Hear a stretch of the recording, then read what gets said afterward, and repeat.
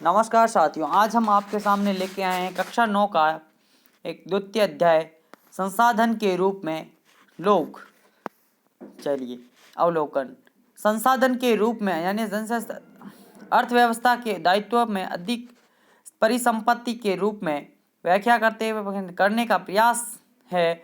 जब शिक्षा, प्रशिक्षण एवं चिकित्सा सेवा में निवेश किया जाता है तो वे जनसंख्या मानव पूंजी में बदल जाती है। वास्तव में मानव पूंजी कौशल एवं उनमें निहित उत्पादन का ज्ञान स्टॉक है। स्टॉक यानी जो स्टॉक रखा है, अपने पास पहले से उपलब्ध है।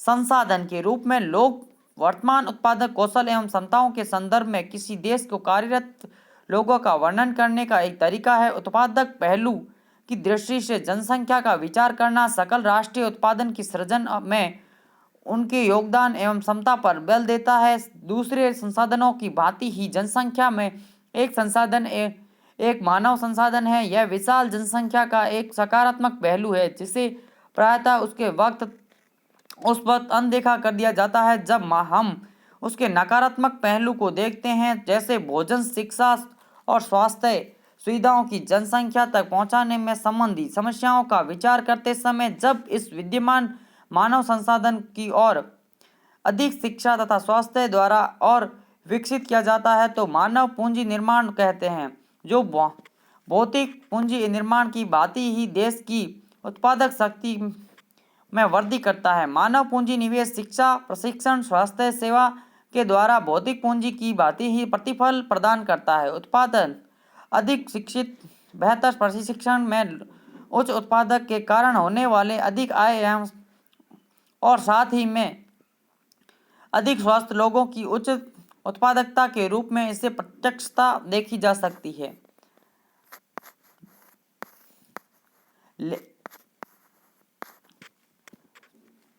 उच्च आय से न केवल अधिक प्रशिक्षित एवं अधिक स्वस्थ लोगों का लाभ होता है, बल्कि समाज के को भी अप्रत्यक्ष तरीकों से लाभ होता है, क्योंकि अधिक शिक्षित या अधिक स्वस्थ जनसंख्या का लाभ उन लोगों तक भी पहुंचता जाता है जो स्वयं प्रत्यक्ष रूप से उतने ही शिक्षित नहीं हैं या उतने ही स्वस्थ सेवाओं उन्हें प्रदान नहीं की गई। वास्तव में मानव पूंजी एक तरह से अन्य संसाधन जैसे भूमि और भौतिक पूंजी से श्रेष्ठ है, क्योंकि मानव संसाधन भूमि और पूंजी का उपयोग कर सकता है। भूमि और पूंजी अपने आप उपयोग नहीं किया जा सकता है। अनेक दशकों से भारत विशाल जनसंख्या को एक परिसंपत्ति की अपेक्षा एक दायित्व माना जा सकता है, लेकिन यह आवश्यक नहीं है कि विशाल जनसंख्या देश के दायित्व ही है।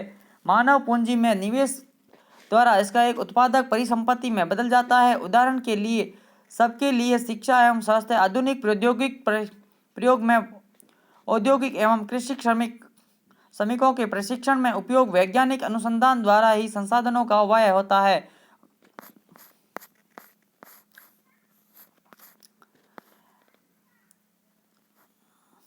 इन दोनों व्यक्तियों के अध्ययन के हमने देखा, सकल स्कूल जाता है जबकि विलास स्कूल नहीं जाता है। सकल शारीरिक रूप से हष्टपुष्ट एवं स्वस्थ था, उसे बार बार डॉक्टर के पास में जाने की आवश्यकता नहीं पड़ती थी। विलास गठिया रोग से रोगी था, वह डॉक्टर के पास जाने का संसाधन नहीं था। सकल ने कंप्यूटर डिग्री प्राप्त की थी, सकल को एक प्राइवेट फॉर्म में नौकरी मिल गई थी। विलास वहां काम करता रहा जो कि उसकी माँ करती थी। अपनी माँ की ही तरह परिवार का पालन पोषण में के लिए उसका आय बहुत कम थी। सकल के मामले में कई वर्षों से शिक्षा ने उसके श्रम में गुणवत्ता बढ़ाई और साथ में कुल उत्पादकता में वृद्धि हुई। कुल उत्पादकता देश की समृद्धि में योगदान देती है। इसके बदले में व्यक्ति को वेतन के रूप में फिर से उसको पसंद किसी दूसरे रूप में प्रतिफल मिलता है। विलास उसके जीवन में आरंभिक भाग में कोई शिक्षा या स्वास्थ्य सेवा न मिली सकी। उसकी माँ की भांति मछली बेचकर जीवन यापन करता था, इसलिए वह अपनी माँ की ही तरह अकुशल एवं श्रमिक वेतन पाया करता था। मानव संसाधन शिक्षा एवं चिकित्सा सेवा द्वारा निवेश से भविष्य में उच्च प्रतिफल प्राप्त हो सकता है। लोग ये निवेश भूमि पूंजी के निवेश की ही तरह है। अब मानव शिक्षा एक छोटा सा उदाहरण है। अगर आज हम अपने परिवार में किसी भी बच्चे को पढ़ाने के लिए जितना पैसा खर्च कर रहे हैं, आने वाले भविष्य में वो बच्चा अपने परिवार एवं समाज दोनों के लिए काम आने वाले में एक हो जाएगा, क्योंकि वो कुछ पढ़ेगा तो पढ़ के बच्चा आदमी बनेगा और बड़ी नौकरी प्राप्त करेगा तो समाज में और परिवार दोनों को सहायता प्रदान करेगा।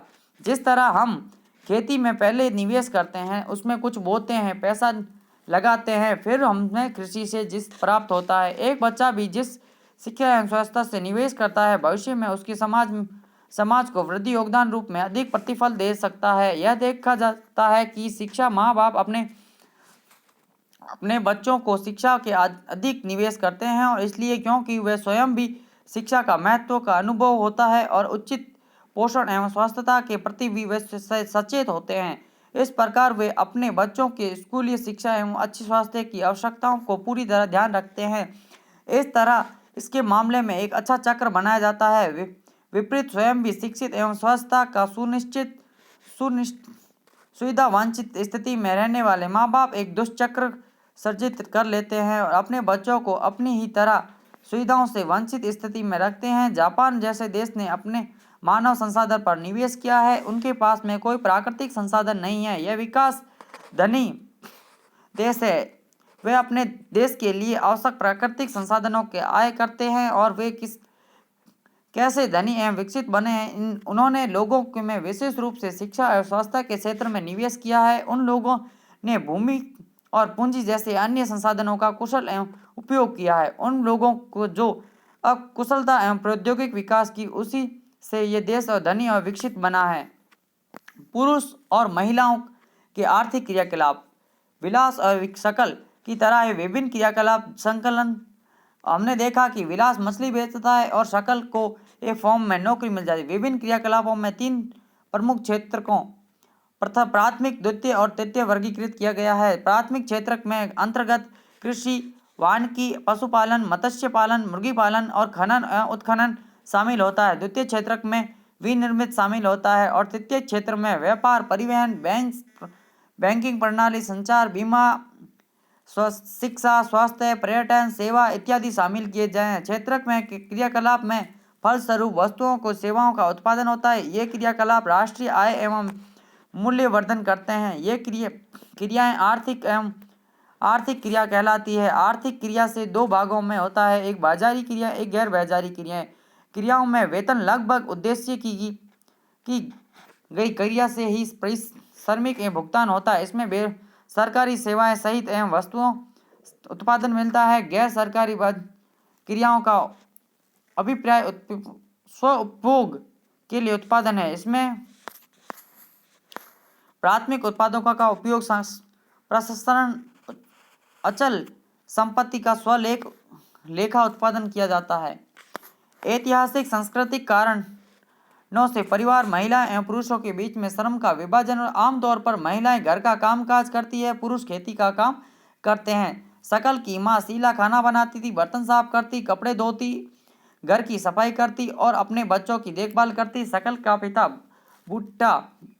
पिताजी बूटा खेती में काम करते, उपजाऊ को बाजार में बेचते, परिवार के लिए धन कमाते। शीला परिवार का पालन पोषण के लिए जो सेवाएं प्रदान करती थी, उसे कोई भुगतान नहीं किया जाता था। बूटा धन कमाता है जिससे वह परिवार के पालन पोषण पर खर्चा करता है। परिवार के लिए दी गई सेवाओं के बदले महिलाओं को भुगतान नहीं किया जाता है, उनकी सेवाओं को राष्ट्रीय आय में जोड़ा नहीं जाता है। विलास की माँ गीता मछली बेचकर आय कमाती है। इस तरह महिलाओं की सेवाओं के लिए तब भुगतान किया जाता है जब वह श्रम बाजार में प्रवेश करती है। उनके पुरुष सहयोगी की तरह आय एवं शिक्षा एवं कौशल के आधार पर निर्धारित की जाती है। शिक्षा व्यक्ति के उपलब्ध आर्थिक अवसरों के बेहतर उपयोग के लिए सहायता करते हैं। शिक्षा कौशल बाजार के किसी व्यक्ति की आय के प्रमुख निर्धारक है। अधिकांश महिलाओं के पास में बहुत कम शिक्षा एवं निम्न कौशल स्तर होता है। पुरुषों की अपेक्षा महिलाओं का काम श्रमिक दिया जाता है। अधिकतर महिलाएं वहां काम करती है जब नौकरी की सुरक्षा नहीं होती है, कानूनी सुरक्षा का अभाव होता है, अनियमित रोजगार एवं निम्न आय इस क्षेत्र में विशेष होती है। इस क्षेत्र में प्रसूति अवकाश, शिशु देखभाल और अन्य सामाजिक सुरक्षा तंत्र जैसे सुविधाएं उपलब्ध नहीं होती है तथा उच्च शिक्षा एवं उच्च कौशल वाली महिलाओं को पुरुष के बराबर का वेतन मिलता है। संगठित क्षेत्र में शिक्षक, शिक्षण एवं चिकित्सा उन्हें सबसे अधिक आकर्षित करते हैं। महिलाओं ने सामान्य नौकरी अथवा अलावा प्रशासनिक एवं अन्य सेवाओं में प्रवेश किया, जिससे वैज्ञानिक प्रौद्योगिक सेवाओं उच्च स्तर तक की आवश्यकता पड़ती है। और वहाँ बहन या साथ में पढ़ रही किसी सहपाठी से पूछे और वह क्या बनना चाहती है। जनसंख्या का गुणत्व। जनसंख्या का गुणवत्ता साक्षरता दर जीवन प्रत्यक्ष निरूपित व्यक्ति के स्वास्थ्य और देश के लोगों के प्रति प्राप्त कौशल एवं निर्माण पर निर्भर करती है। जनसंख्या गुणवत्ता अंततः देश के समृद्धि दर एवं निर्धारित करती है। साक्षर और स्वस्थ जनसंख्या की परिसंपत्ति होती है। शिक्षा।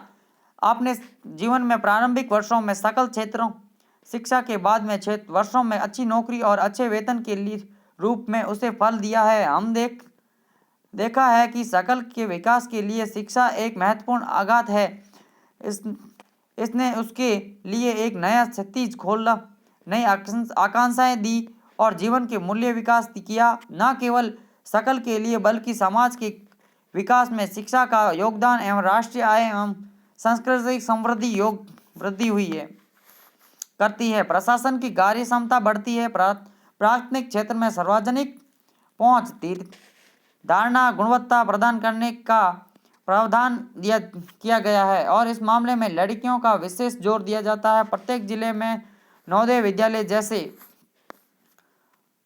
प्रगति निर्धारक विद्यालयों की स्थापना की गई। बड़ी संख्या में हाई से स्कूल एवं विद्यार्थियों को ज्ञान एवं कौशल के संबंधी व्यवस्थाएं उपलब्ध करवाने के लिए व्यवसाय शाखाएं विकसित की गई है। शिक्षा के लिए पर योजनाओं की परिव्यय पहली पंचवर्षीय योजना को 115 करोड़ रुपए में बढ़ाकर 2020 में 99,300 करोड़ रुपए हो गए हैं। सकल घरेलू उत्पादक के प्रतिशत के रूप में शिक्षा पर व्यय 1951 से 1952 में 0.6% से बढ़कर 1920 में 3.1% बजटीय अनुमान हो गया है। और इसके बाद में केंद्रीय और राज्य सरकार दस्तावेज भारतीय रिजर्व बैंक के द्वारा बजटीय अनुमान 2020-21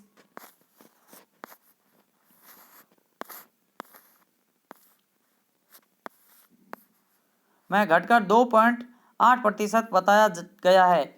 अब आप ये देखिए, इस सारणी में आपको भारतीय साक्षरता दर दिखाई दे रही है। भारतीय जनगणना के महान रजिस्टर में गणना आयोग कार्यालय गृह मंत्रालय में ये देखिए किस तरह से पुरुषों की प्रति वर्ष जो जनगणना में पुरुषों की साक्षरता बढ़ती जा रही है और महिलाओं की भी साक्षरता बढ़ती जा रही है। कुछ एक वर्ष आया है जहां पर बराबर सी रही है, बाकी महिलाओं और पुरुषों में साक्षरता का दर बढ़ता जा रहा है।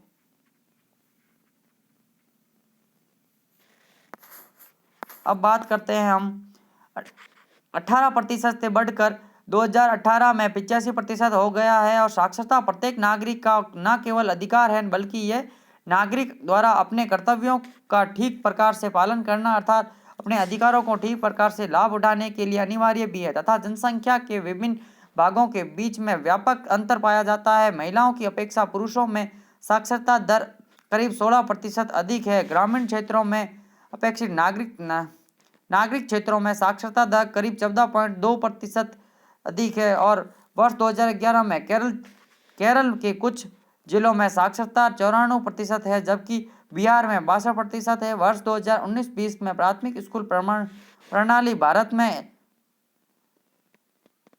7,78,882 लाख से भी अधिक गाँव वाले में फैली है। दुर्भाग्यवश स्कूल शिक्षा में इस विस्तार को शिक्षा के निम्न स्तर से पढ़ाई के बीच में छोड़ने की उच्च दर ने कमजोर कर दिया है। 6 वर्ष से 14 वर्ष की आयु वर्ग के सभी स्कूली बच्चों को 2010 तक प्राथमिक शिक्षा प्रदान करने का आदेश है। सर्व शिक्षा अभियान एक महत्वपूर्ण कदम है।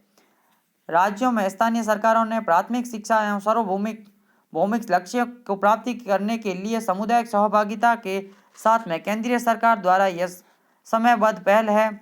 इसलिए इसके साथ ही प्राथमिक शिक्षा एवं नामांकन बढ़ाने के लिए सेतु पाठ्यक्रम एवं स्कूल लौटो शिविर प्रारंभ किए गए हैं। कक्षा में बच्चों को उपस्थिति को बढ़ावा देने के लिए बच्चों की धारणा व उनके पोषण स्थिति को सुधारने के लिए दोपहर में भोजन की योजना क्रियान्वित की जा रही है और नीतियों को भारतीय शिक्षित लोगों की संख्या में वृद्धि की जा सकती है।